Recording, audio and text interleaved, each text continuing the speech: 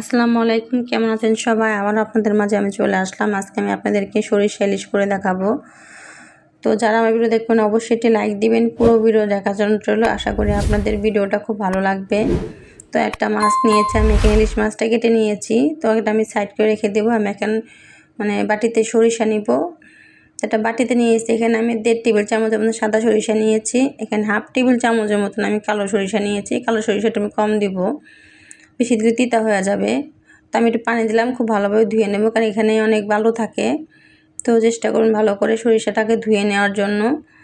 তো আমি ভালো করে কয়েকবার ধুয়ে নিয়েছি, একটা ছাঁকনির সাহায্যে আমি ভালো করে ছেঁকে নিয়েছি। তো এখানে আমি 2টা কাঁচামরিচ দিয়েছি আর একটা পেঁয়াজ দিয়েছি আমি টুকরো করে। এটাকে আমি বেটে নেব পাটায়। এটা চাইলে আপনার ব্লেন্ড করতে পারেন, আমি পাটায় বেটে নিয়েছি। তো এই যে ইলিশ মাছটাও দেখতে পাচ্ছেন আমি কিন্তু সুন্দরভাবে কেটে ধুয়ে পরিষ্কার করে নিয়েছি। আমি কিন্তু কাঁচা খুব ভালোভাবে পরিষ্কার করে ফেলে দিয়েছি। তো মাছটাকে সুন্দর রাখার জন্য আমি কাঁচাটা আর কাটিনি, এইভাবে নিয়েছি। তো মাছটাকে আমি প্রথমে একটু হলুদ আর মরিচের গুঁড়ো লবণ দিয়ে একটু মেখে নিব ভালোভাবে। মাছটার গায়ে খুব ভালোভাবে মেখে নিব এইভাবে আস্তে আস্তে করে। তো দেখতেই পাচ্ছেন আমি কীভাবে কিন্তু মাছের গায়ে হলুদ মরিচ মাখতেছি।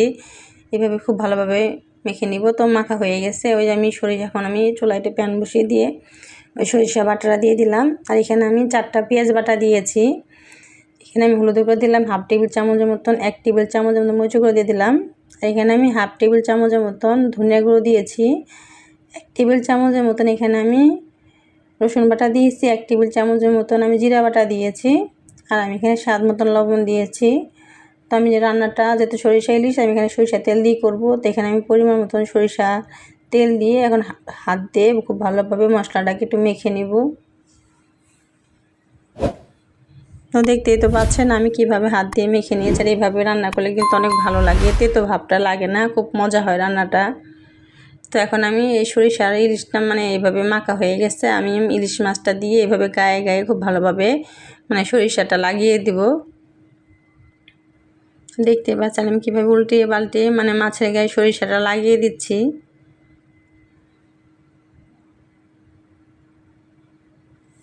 তো খুব ভালোভাবে এইভাবে আমি পুরোটা সরিষা লাগিয়ে দিয়েছি। এর এখানে আমি 1 কাপের মতন পানি দিয়েছি।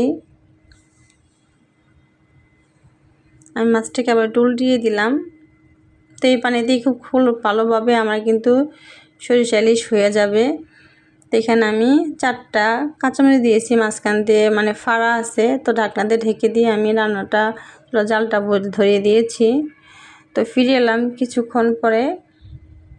আমার কিন্তু বলক এসে গেছে, মাছটা এক পাশ খুব ভালোভাবে হয়ে গেছে।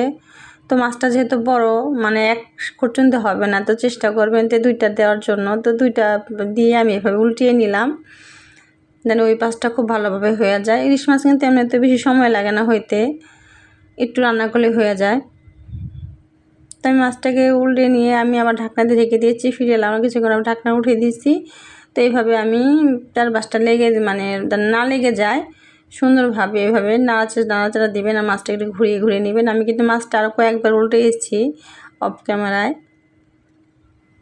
চেষ্টা করবেন মাছটাকে যেন না ভেঙে যায়, আপনি উল্টানোর চেষ্টা করবেন, আস্তে আস্তে উল্টানোর চেষ্টা করবেন। তো দেখতেই পাচ্ছেন আমি কিন্তু কীভাবে রান্না করতেছি। আমি আবারও ঢাকনা দিলাম কিছুক্ষণের জন্য, আবার ফিরে এলাম। তো বেশি সময় লাগবে না, আমার কিন্তু মাছটা হয়ে গেছে খুব ভালোভাবে। দেখেন কেমন ঘন হয়ে গেছে, আর বেশি টানবো না। আমার এরকমভাবে আমি নামিয়ে নেব।